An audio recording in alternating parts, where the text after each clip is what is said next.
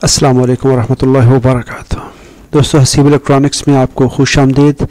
आज की वीडियो में मैं डिमॉन्स्ट्रेट कर रहा हूं कि हम किसी भी सर्किट से किसी आईसी को कैसे निकालते हैं, किसी इंटीग्रेटेड सर्किट को कैसे रिमूव किया जाता है।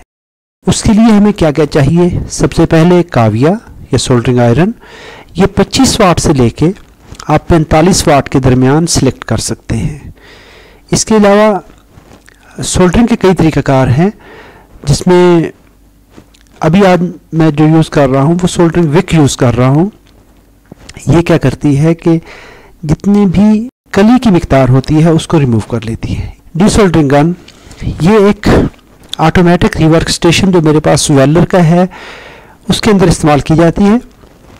इसकी नोज़ल के ऊपर लगा हुआ हीटिंग एलिमेंट कली को पिघलाता है। जो ही हम हैंडल पे लगे हुए बटन को प्रेस करते हैं तो वैक्यूम की मदद से सारी कली ये अपने चैम्बर में खींच के टांके को साफ कर देती है। इसके अलावा हम मैनुअल सकर को भी यूज़ कर सकते हैं। इसके बाद हम मैनुअल सकर यूज़ करते हैं। मैनुअल सकर काविये की मदद से टांके को गर्म करते हैं और मैनुअल सकर पे लगे हुए बटन को प्रेस करते हैं, और वो भी सेम ऑटोमेटिक रिवर्क स्टेशन की तरह ही काम करता है। बस ये मैनुअली काम करता है। उसमें जितनी भी कली उस टांके के ऊपर मौजूद होती है पिघल के जो माए हालत में हो जाती है, लिक्विड फॉर्म में हो जाती है, ये अपने चैम्बर में खींच लेता है और टांके को साफ कर देता है। लेकिन आज हम यूज़ करेंगे सोल्डरिंग विक। इसके बाद हमें चाहिए आईसी पुलर। ये इस तरह करके जब हम आईसी को रिमूव करना होता है तो इसको बड़े आराम से आईसी को रिमूव कर सकते हैं, इसको पीछे की तरफ खींचते हुए। इसके अलावा हमें चाहिए सोल्डरिंग पेस्ट। सोल्डरिंग पेस्ट क्या है कि जब हम काविये की मदद से किसी टांके को गर्म करते हैं तो ये ऑक्साइड बनने से बचाता है, वहाँ पे क्रोजन, जंग और इस तरह की चीज़ों को बिल्ड होने से बचाता है।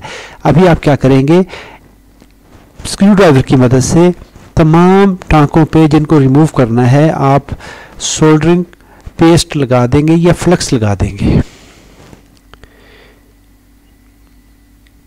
ये देखिए, इस तरह करके तमाम टांकों को आप, ताकि सोल्डर आसानी से फ्लो कर सके। वो जब हम उसको हीट अप करेंगे तो उसका फ्लो बहुत इजी हो जाए। सोल्डरिंग विक के ऊपर भी आप सोल्डरिंग पेस्ट लगा लें। अभी क्या करेंगे, काविये को हल्का सा सोल्डर लगाएं, साफ करें और मामूली सी सोल्डर की मिकदार सोल्डरिंग विक के कॉर्नर पे लगा लें, ताकि उससे थर्मल कंडक्टर्स जो है वो अमल में आ सके। जो हरारत का इत्तिसाल है एक जगह से दूसरी जगह जाना, वो हो सके। अभी क्या करें, काविया रखें सोल्डर विक के ऊपर और सोल्डरिंग विक को खींचते जाएं। ये ध्यान करना है किसी जगह पे आपने सोल्डरिंग विक को ज़्यादा देर रोकना नहीं है, ताकि आईसी के जो अंदर सबस्ट्रेट है, जो उसकी चिप है, वहाँ तक ज़्यादा हीट ना पहुँच सके। आपने जस्ट काविये की टिप को इसके ऊपर रखना है और जल्दी जल्दी खींचते जाना है, जैसे मैं खींच रहा हूँ। और ये जितनी भी कली होती है, जितना भी सोल्डर होता है, उस सारे सोल्डर को ये देखें सक करके अपने अंदर जज़ब कर लेती है। ये सोल्डरिंग विक, ये इंतहाई मुफीद तरीक़ाकार है और बहुत इजी है। आप हर तरफ से, जिस साइड से भी आपको नज़र आता है कि इस जगह पे सोल्डर की कुछ क्वांटिटी मौजूद है, उस साइड पे आप इसको रखें और ऐसे गर्म करते हुए खींचते जाएं। तो ये बहुत ही कारआमद तरीक़ाकार है, लेकिन इसमें एहतियात आपने ये बरतना है कि बहुत ज़्यादा हीट अप्लाई नहीं करनी, ना ही आपने काविया बहुत ज़्यादा वाटेज वाला इस्तेमाल करना है। ऐसे करते हुए इसको चलाते जाएं।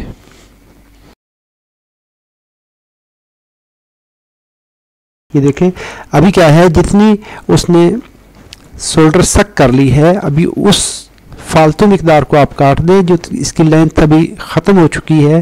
जिसने सोल्डर सक कर लिया उसको रिमूव करके नए सिरे से फिर सोल्डरिंग पेस्ट लगाएं और ऐसे करके खींचते जाएं। ये जितनी भी सोल्डर है, जो कली की मिकदार है, ये इसको अपने अंदर जज़ब करती जा रही है। ये देखें, और टांके जो हैं वो साफ़ होते जा रहे हैं। ऐसे ही जब ये दोबारा इसके ऊपर बिल्ड हो जाए, लेयर बन जाए, ये देखें सारा सोल्डर इसने सक कर लिया है। अभी इसको फिर दोबारा से ऐसे साफ़ करते जाए बहुत ही आराम से, और ऐसे चलाते जाए। जितने भी टांके हैं ये देखें आप, जहाँ पे आपको नज़र आता है कि यहाँ पे सोल्डर की मिकदार मौजूद है, उसको आप रिमूव कर लें। दोस्तों, अगर ये वीडियो आपको अच्छी लगे, अगर आपको इसमें कुछ भी आपके लिए मुफीद है, तो आप सब्सक्राइब कर लें, और आइंदा अगर मेरी वीडियो आप देखना चाहते हैं तो साथ में लगे हुए बेल आइकॉन बटन को प्रेस कर लीजिए, ताकि मेरी हर आने वाली वीडियो की नोटिफिकेशन आपको बर वक्त मिल सके। ये देखिए, इसको फिर ऐसे रखें, ऐसे रख के इसको आपने साथ साथ उसकी पिनों के साथ साथ चलाते जाना है। और ये देखें पिनें कितने अच्छे तरीके से साफ़ हो रही हैं। जहाँ जहाँ पे सोल्डर की कुछ मिकदार मौजूद थी वो भी ख़त्म होते जा रही है। ये सारे का सारा सोल्डर ये अपने अंदर जज़ब कर रही है। आपने क्या करना है कि इसको जल्दी जल्दी ऐसे साथ रखते हुए मूव कराते जाना है। बहुत ज़्यादा देर तक आपने काविया इसके ऊपर टच नहीं रखना। अभी तकरीबन हमारा सोल्डर जो है वो पिनों से ख़त्म हो चुका है। पिनें तकरीबन मैक्सिमम क्लियर हो चुकी हैं। अगर किसी जगह पे आपको सोल्डर की कुछ मिकदार नज़र आती है तो ऐसे उस मखसूस एरिया को आप साफ़ करते जाइए। जब ये आप सारा काम कर लें तो उसके बाद सारी पिनों को एक दफ़ा गौर से देख लीजिए। किसी जगह पे भी अगर आपको शक पड़ता है कि इस पिन के अंदर सोल्डर मौजूद है तो उसको आप टच कर लें। इस तरह से इसको देखते हुए अभी क्या करेंगे आप, काविये की मदद से, या ज़्यादा बेहतर होता है कि आप ट्विज़र यूज़ करें या बारीक पेचकस इस्तेमाल करें। उसको इस्तेमाल करते हुए काविये को या ट्विज़र को या पेचकस को इस्तेमाल करते हुए, स्क्रू ड्राइवर को इस्तेमाल करते हुए सारी पिनों को आप ऐसे एक एक करके देख लें कि सारी पिनें लूज़ हैं। अगर कोई पिन अपने होल के अंदर सही तरह से मूव नहीं कर रही तो इसका मतलब है कि वहाँ पे कली की कुछ मिकदार मौजूद है। आपने उसको फ्री करना है। तमाम पिनें फ्री होनी चाहिए। इस तरह करके आप 1 बाय 1 चेक कर लेंगे।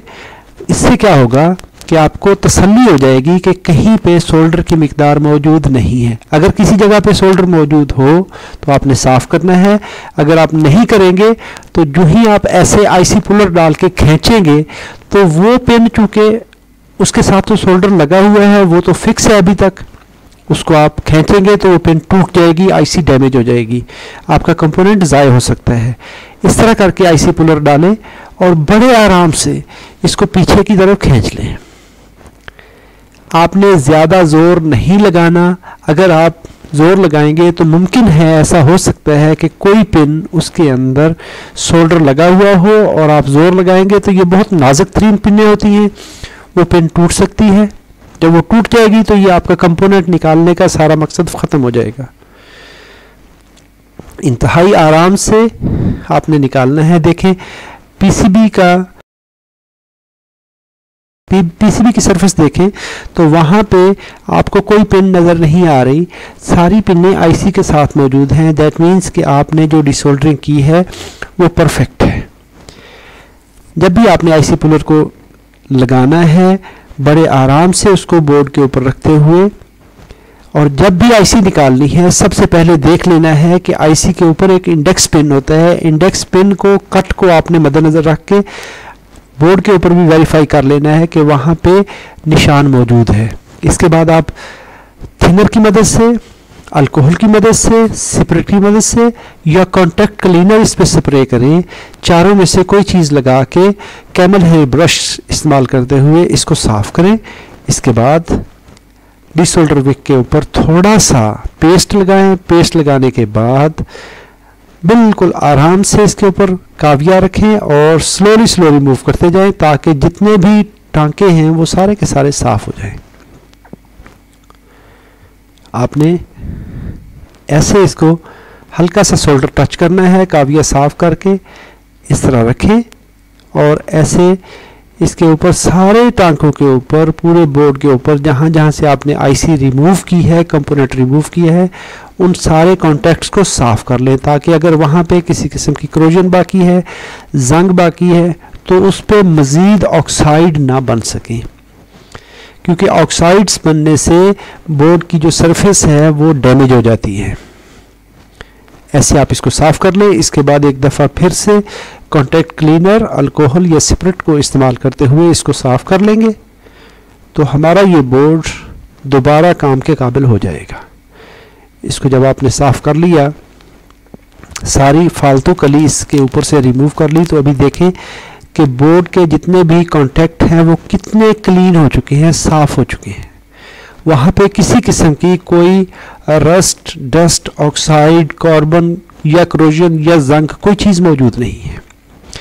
अगर दोस्तों ये वीडियो आपको अच्छी लग रही है तो आप सब्सक्राइब कर लें और साथ में बेल आइकॉन बटन दबाना ना भूलिएगा। ऐसे करके आप जब इसको साफ़ कर लेंगे तो ये बोर्ड आपका नेक्स्ट कंपोनेंट इंस्टॉल करने के काबिल हो गया है। ये था हमारा आज का ट्यूटोरियल। अगर ये आपको अच्छा लगे तो अपने दोस्तों के साथ शेयर कीजिएगा। अपना ढेर सारा ख्याल रखिएगा, अपनी दुआओं में याद रखिएगा और मिलेंगे अपनी नेक्स्ट वीडियो में। Thank you for watching. अल्लाह हाफिज़। अस्सलामु अलैकुम व रहमतुल्लाहि व बरकातुहू।